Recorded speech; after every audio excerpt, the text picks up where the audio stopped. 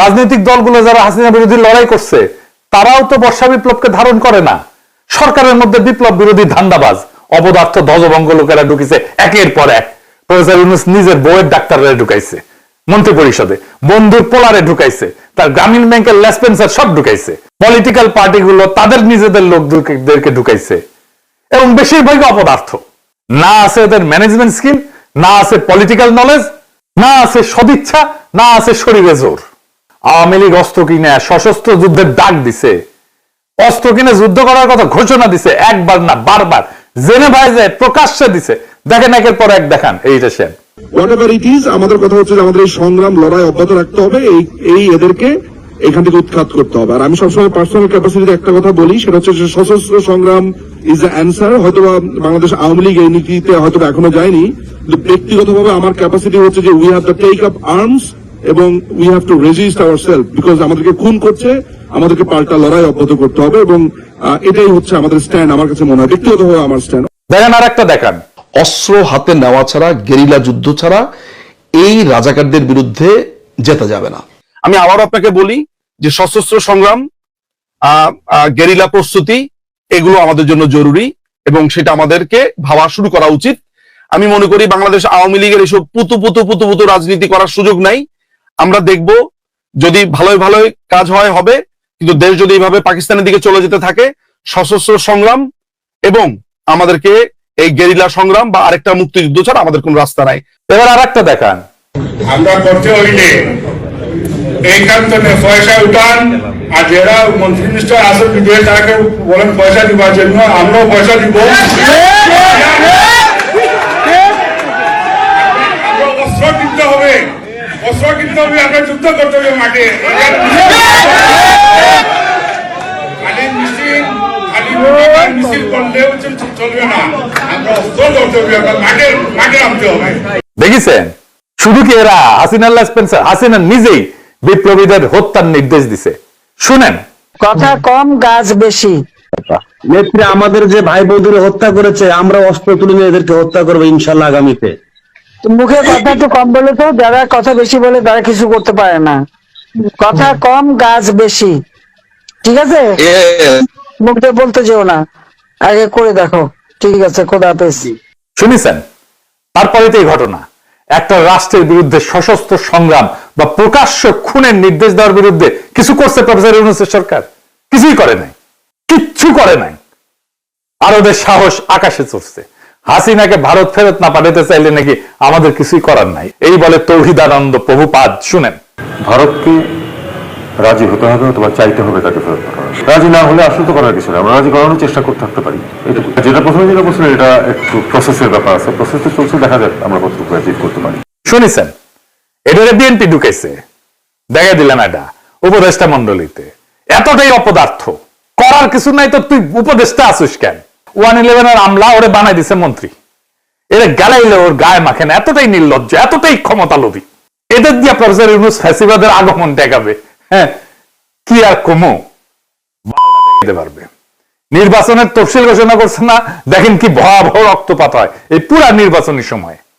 কিছুই ঠেকাইতে পারবে না, কেউ তো কথা শোনে না, আমলারাও কথা শোনে না। ক্ষমতায় বসেছে, রাষ্ট্রযন্ত্রের উপরে কোনো নিয়ন্ত্রণ প্রতিষ্ঠা করতে পারে নাই এই 2 বছরে।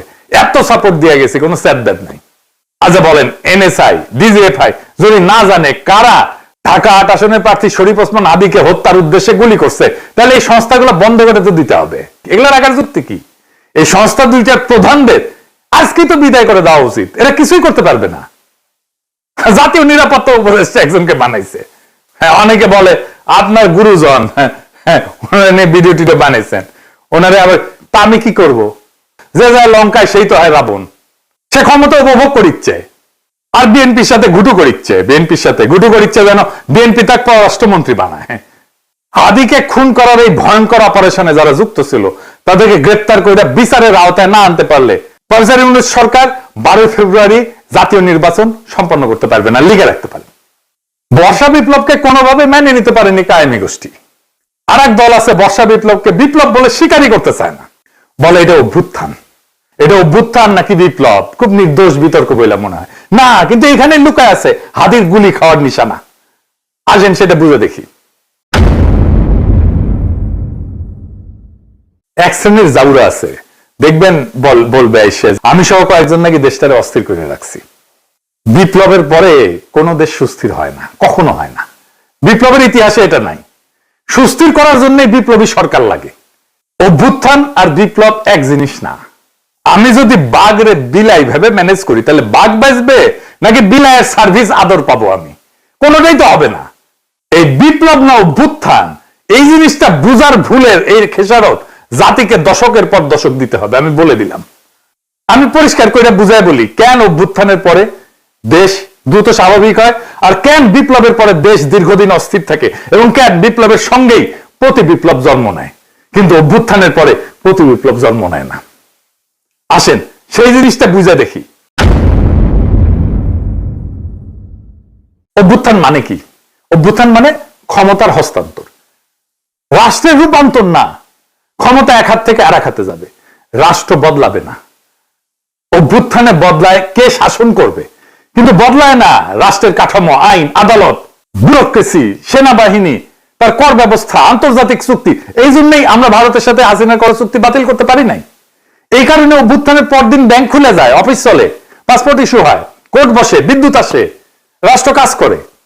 কারণ রাষ্ট্র তখনও জীবিত থাকে, শুধু চালক বদলায়। আর 2024-এর বর্ষা বিপ্লবে কি হয়েছে এটা চিন্তা করে দেখেন। থানা ফাঁকা হয়ে গেছে, পুলিশ নাই, পালায় গেছে। আদালত ফাঁকা হয়ে গেছে, বিচারপতিরা পালায় গেছে, প্রধান বিচারপতি সহ।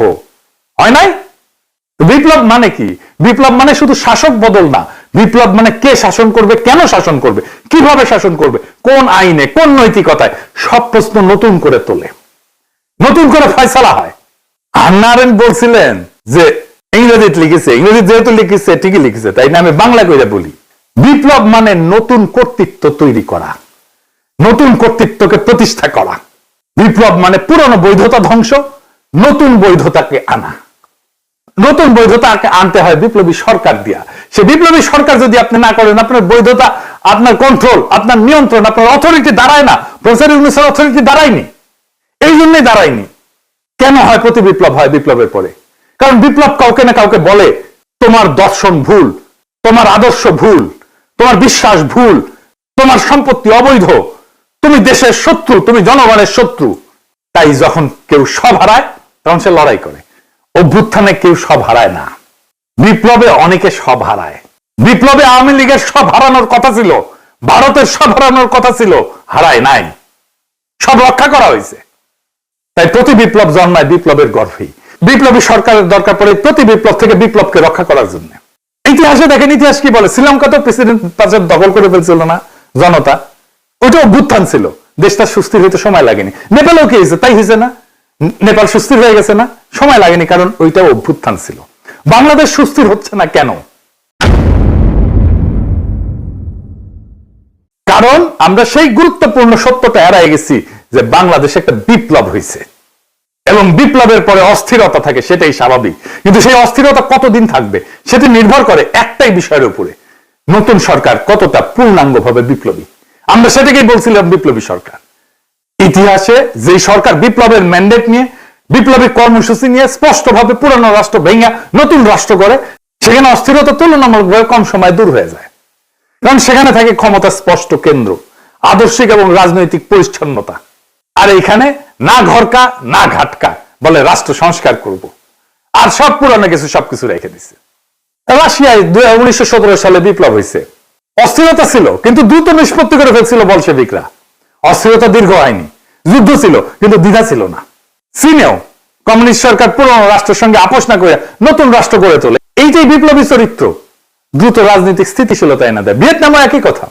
কর্তৃত্ব প্রতিষ্ঠা করতে হয় বিপ্লবী শক্তিকে।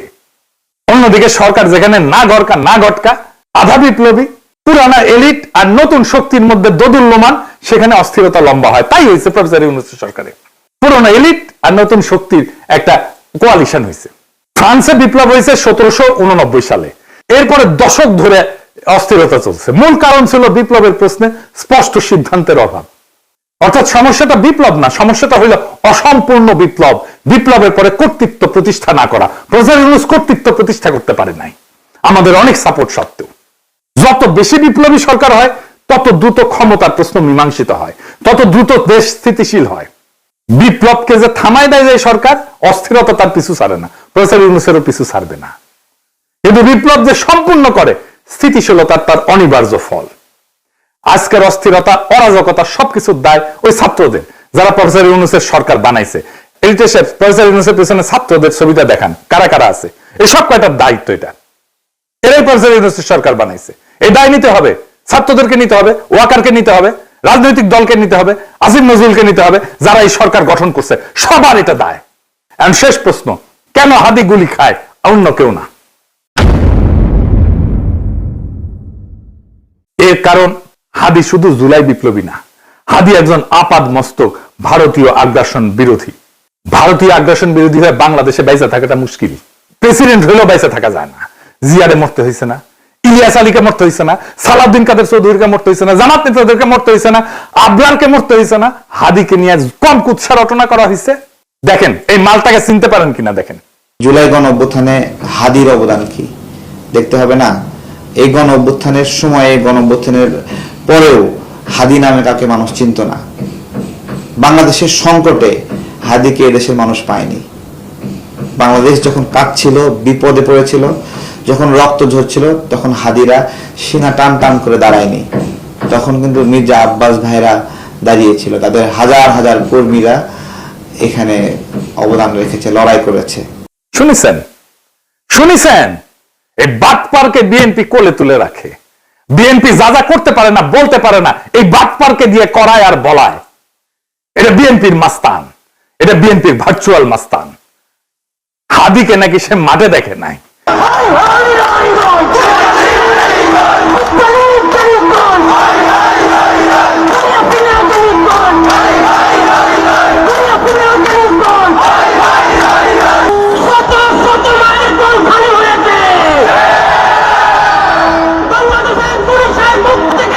ওই বর্ষা বিপ্লবের হেডমাস্টার, ওর কাছে রোল কল করে বর্ষা বিপ্লবের স্টেক নিতে হবে। ওরে কিছু বললে বিএনপির বুদ্ধিজীবী ডাক্তার জাহেদ পর্যন্ত সেট করে ওঠে, কাইন্ডে শেষ হয়ে যায়। এই এপিসোড যখন রিলিজ হবে তখন হাদির ঠিক কি অবস্থা থাকবে আমি জানি না। এখনো পর্যন্ত হাদি ভালো আছে। হাদির কথায় আপনারা বারে বারে মৃত্যুর কথা আসতো, শহীদ মৃত্যুর কথা আসতো। আমরা তার এইরকম একটা কথা শুনেই এপিসোডটা শেষ করব। কিন্তু একটা কথা আপনাদেরকে স্পষ্ট করে বলে যেতে চাই, জুলাই বিপ্লবকে বিজয়ী করা ছাড়া আমাদের সামনে আর কোনো রাস্তা খোলা নাই। প্রফেসর ইউনূস বিপ্লবকে লক্ষ্যভ্রষ্ট করেছে। আমরা আবার সেই বিপ্লবকে সম্পন্ন করব, বিজয় করব। প্রয়োজনে আবার এক নদী রক্ত পাড়ি দেব, কিন্তু বিজয় নিয়ে ঘরে ফিরবো ইনশাল্লাহ। ইনকিলাব জিন্দাবাদ।